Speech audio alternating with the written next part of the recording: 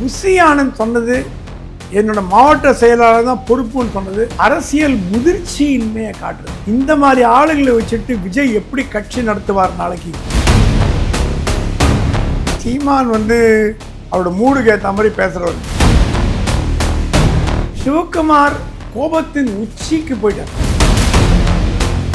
காங்கிரஸ் ரெண்டா உடையும். சிவகுமார் தன் ஆதரவாளர்களை கூட்டிட்டு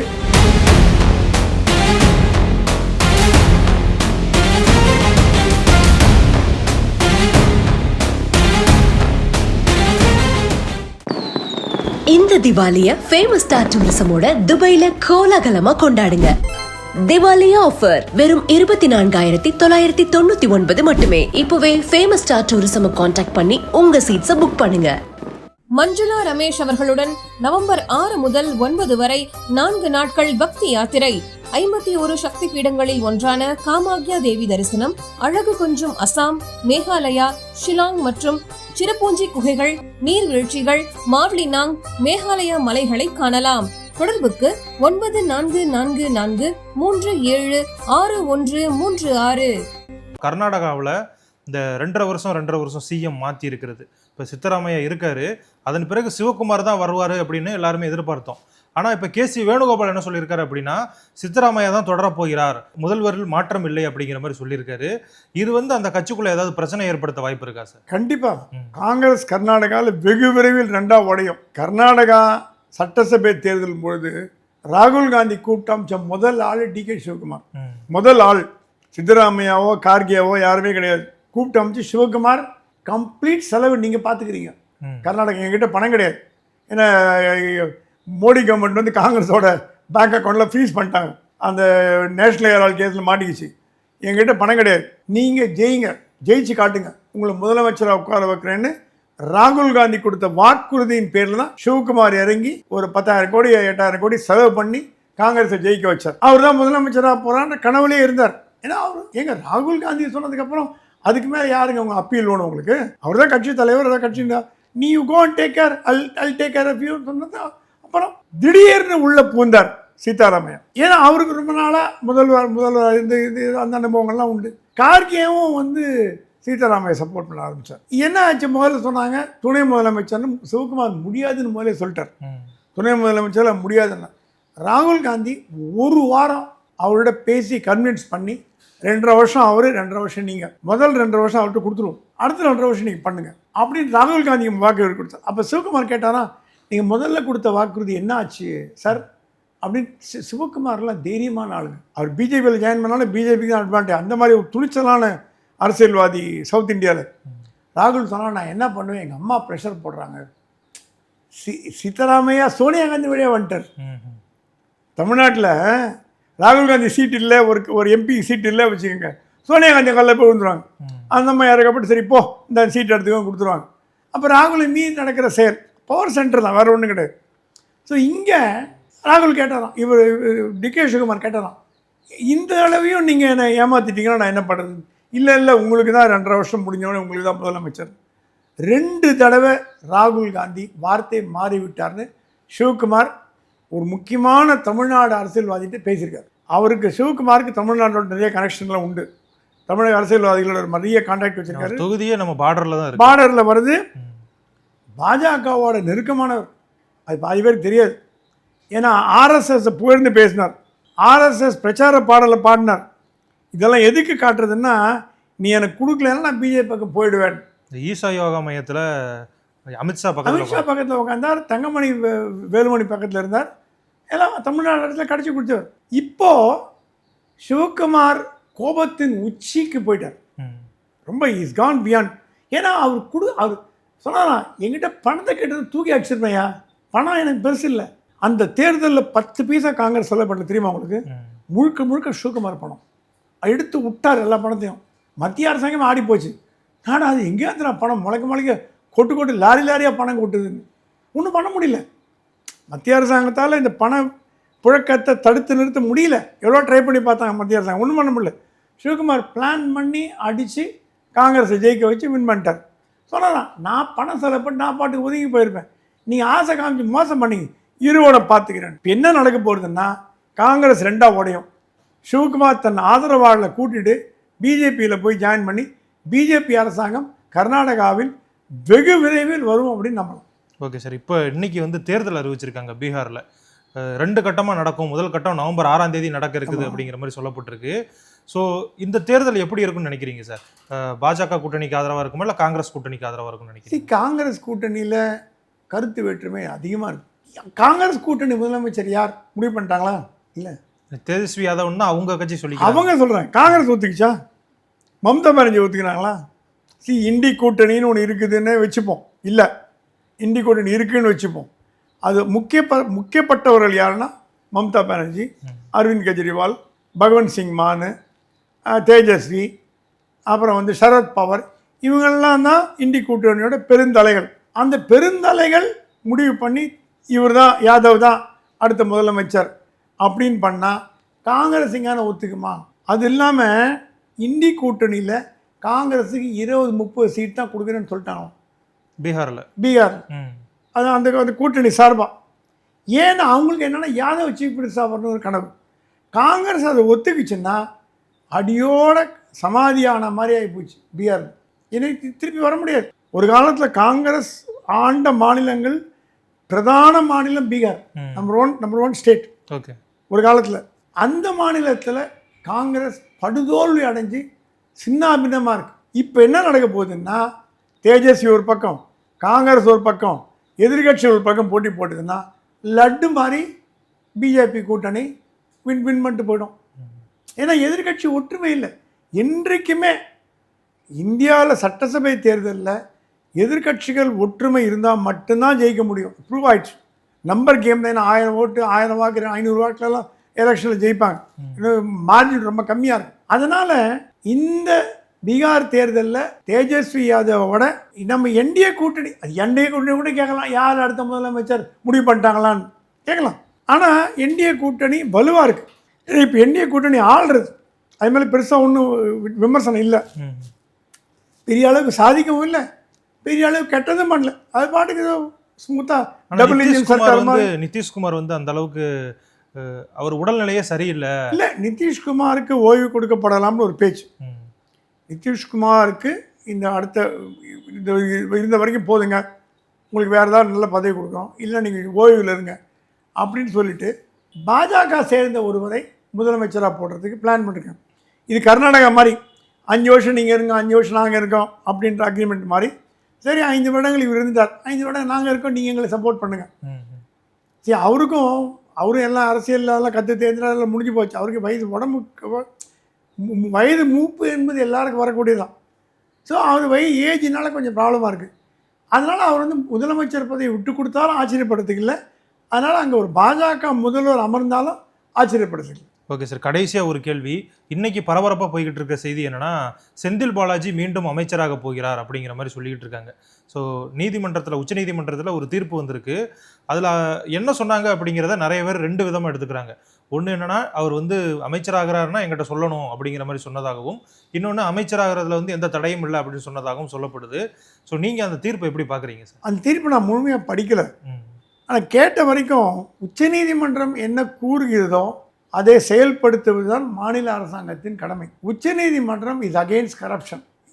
உச்சநீதிமன்றம் ஓப்பனாக சொல்லிடுச்சு, இந்த மாதிரி கள்ள பணம், கள்ள சந்தை, கருப்பு பணம், இடி, வெளிநாட்டில் பணத்தை முதலீடு பண்ணுறது, இதுக்கெல்லாம் நாங்கள் வந்து சப்போர்ட் பண்ண மாட்டோம் அப்படின்னு சொல்லிடுச்சு. இதே உச்சநீதிமன்றம் தான் ஏன் இன்னும் செந்தில் பாலாஜி அமைச்சராக வச்சுருக்கீங்க அப்படின்னு கேள்வி கேட்டது உங்களுக்கு ஞாபகம் இருக்கும். அதுக்கப்புறம் தான் ஸ்டாலின் எடுத்தார். ஞாபகம் இருக்கா உங்களுக்கு? ஸ்டாலின் எடுக்கிறதுக்கு அவர் முழு மனதோடு எடுக்கலை. உச்சநீதிமன்றம் கூறினதுக்கு பிறகு தான் எடுத்திருக்கார். இப்போ அதே உச்சநீதிமன்றம் அவரை வந்து திருப்பி அமைச்சராக்கும் அப்படின்னு சொல்லுமான்னா எனக்கு சந்தேகமாக இருக்குது. ஓகே, ஏன்னா உச்சநீதிமன்றங்களாம் ஒரு பேட்டர்னில் போகும், தடாலடியாக மாறாது. இல்லை, அமைச்சராகிறதுக்கு தடை இல்லை அப்படிங்கிற மாதிரி சொன்னதாக சொல்கிறேன். இல்லை, அது ஒரு 5% 10% டிவியேஷன் இருக்குமே தவிர தடாலடியாக அதோட பழைய தீர்ப்பை மாற்றாது என்றைக்குமே. என்ன தீர்ப்புக்கு நான் முழுமையாக படிக்கிறேன். ஏன்னா இப்போ மத்தியானம் தான் வந்ததுன்றாங்க, நான் வெளியில் இருந்தனால. ஆனால் ஸ்டாலின் என்ன பண்ணுவார், உச்சநீதிமன்றம் என்ன சொல்கிறதோ அதை ஃபாலோ பண்ணுறது அவருக்கு பொருத்தமாக இருக்கும். ஏன்னா ஆல்ரெடி நிறைய பிரச்சனை ஓடுது டிஎம்கேக்கும் கோர்ட்டுக்கும். உங்களுக்கு தெரியும், பல அமைச்சர்கள் மேலே வழக்கு இடி வழக்கு அதெல்லாம் எல்லாம் போயிட்டுருக்கு. அதனால் ரொம்ப சர்வ ஜாகிரதையாக ஹேண்டில் பண்ணி எனக்கு என்னமோ தோன்றது பாலாஜிக்கு மந்திரி பதவி கொடுக்காம இப்படி எக்ஸ்ட்ரா கான்ஸ்டியூஷனல் அத்தாரிட்டியாகவே இப்போ கரூரில் அவர் தான் மந்திரி, அவர் எல்லா அமைச்சரும் தான் கூப்பிட்றாங்க. நீங்கள் விரும்புகிறீங்களோ அதிகாரிகளோ கட்சிக்காரங்களோ செந்தில் பாலாஜி அமைச்சர் தான் கூப்பிட்றாங்க. எப்படி நெஹ்ருவை வந்து அவர் கட்சியில் இல்லாட்டி கூட அவர் ஆட்சியில் இல்லாட்டி கூட மினிஸ்டர்னு சொல்லுவாங்களோ நேருவை, அதே மாதிரி செந்தில் பாலாஜி எல்லா அமைச்சர் தான் சொல்கிறாங்க. அமைச்சருக்கு உண்டான சாணத்தில் தான் இருக்கார், அந்த அதிகாரத்தில் தான் இருக்கார், அந்த அந்த கெத்தில் தான் இருக்கார் அவர். அதனால் ஒன்றும் பதவிங்கிறது கோட்டையில் உட்காந்தா மட்டும்தான் பதவி இல்லை, அந்த கொடி போட்ட காரில் போனால் மட்டும்தான் பதவி இல்லை. உண்மையான பதவி அதிகாரம் என்பது ஒரு ஆளுமைக்கு வரத்துக்கு பல காரணங்கள் இருக்குது. அந்த வகையில் பார்த்தீங்கன்னா செந்தில் பாலாஜி அமைச்சருக்கு எந்த வகையிலும் குறைஞ்சவர் இல்லை.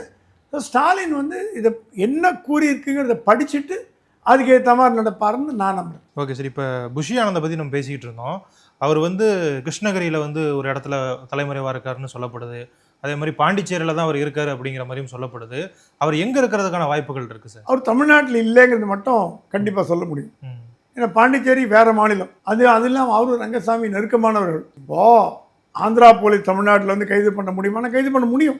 தமிழ்நாடு போலீஸ் பாண்டிச்சேரியில் போய் கைது பண்ண கைது பண்ண முடியும். அந்த அந்த அந்த பவர் போலீஸ்க்கு எந்த மாநிலங்கள் இப்போ அந்த பிக் பாக்கெட் திருடன், அந்த கொலை திருடன், அந்த சைபர் திருடன்லாம் பார்த்தீங்கன்னா சந்திப்பிட்டில் அனுப்புவார். இங்கேருந்து வட இந்திய அதிகாரிகளை ராஜஸ்தானுக்கும் பீகாருக்கும் அனுப்புவார். அனுப்பிச்சு அவனை போய் எல்லாரும் பிடிச்சி சைபர் கேன் பிடிச்சி இழுத்து வந்துடுவார். அந்த மாதிரி அனுப்பலாம். ஆனால் இது ஏன் அவசரப்பட்டு கைது பண்ணலன்னா, இப்போ ஒரு 2 நீதி விசாரணை குழு இருக்குது. அஸ்ராகருக்கு ஒன்று, இது ஒன்று. இப்போ நம்ம இந்த அஸ்ராகர் குழுவும் அருணா ஜெகதீசன் மாண்புமிகு நீதிபதி அருணா ஜெகதீசன் குழு என்ன விசாரிக்கிறதுனா, யார் தப்பு பண்ணியிருக்காங்கன்னு விசாரிக்கிறது. அரசாங்கமா, விஜயா, போலீஸா, பொதுமக்களா, யார் தப்பு பண்ணியிருக்காங்கன்னு விசாரிக்கிறது. இப்போ நீங்கள் புஷி ஆனந்தியும் ஆதவ் அர்ஜுனாவையும் 4 பேரை கைது பண்ணி உள்ளே போட்டிங்கன்னா you are derailing the process of the judgment. Okay, அப்போ என்ன சொல்ல விரும்புகிறீங்க? இவங்க தான் தப்பு பண்ணாங்க அப்படின்னு அரசாங்கமே முடிவு எடுத்ததுன்னா இந்த 2 இந்த நீதிபதியும் ஐஜிக்கும் என்ன வேலை இருக்குது? வேலை இல்லை. ஸோ இது என்னன்னா, இந்த ஏன் நடவடிக்கை எடுக்கலன்னு நீங்கள் கேட்ட கேள்வி 100க்கு 100 சரியான கேள்வி. நடவடிக்கை எடுத்தால் இவர்தான் தவறு செய்தார்கள் என்று அரசாங்கம் ஒத்துக்கொள்கிற மாதிரி ஆகிடும். அப்போ அந்த 2 கமிஷனுக்கு வேலையெல்லாம் போடும். இது ஸ்டாலினுக்கு தெரியும். ஏங்க புஷியானது இப்போ பண்ண என்ன, 10 நாள் கழிச்சு பண்ணா, 1 மாதம் கழிச்சு பண்ணா என்ன, இருட்டு வெளியில் பார்த்துக்கலாம் போச்சு என்ன, அந்த மனநிலையில் இருக்காங்க. எங்கேயும் தப்பி ஓட முடியாது, இந்த வெளிநாட்டுக்கு ஓட முடியாது.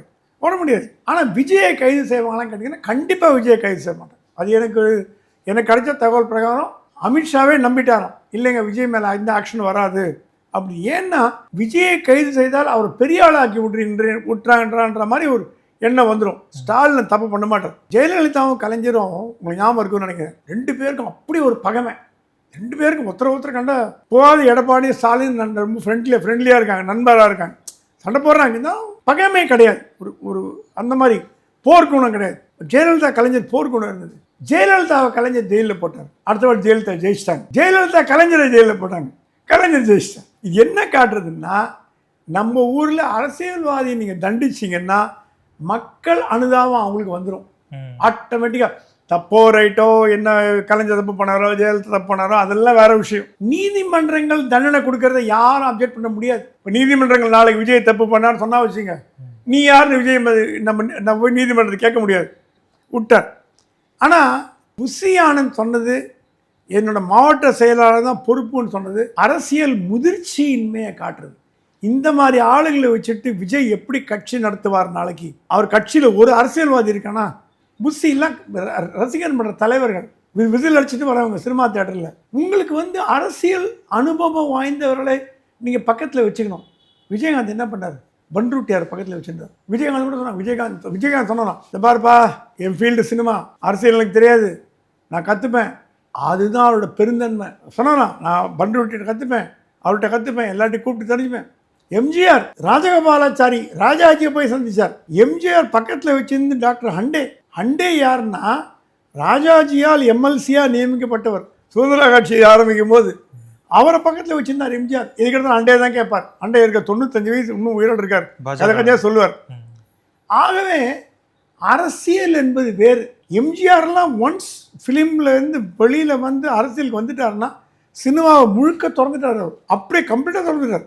மதுரை மீட்ட சுந்தரபாண்டியன் நடித்தார், அது சரியாக போகல, அப்புறம் தலைமொழிட்டார், முழு நேர அரசியல்வாதி ஆகிட்டார். விஜய் நீங்கள் எப்போ முழு நேர அரசியல்வாதி ஆக போகிறீங்க அப்படின்னு மக்கள் கேள்வி கேட்குறாங்க. ஓகே சார், இப்போ இந்த சம்பவத்துக்கு அப்புறமா சீமான் வந்து ரொம்ப திமுகவுக்கு ஆதரவான கருத்துக்களை வெளியிடுற மாதிரி இருக்கு.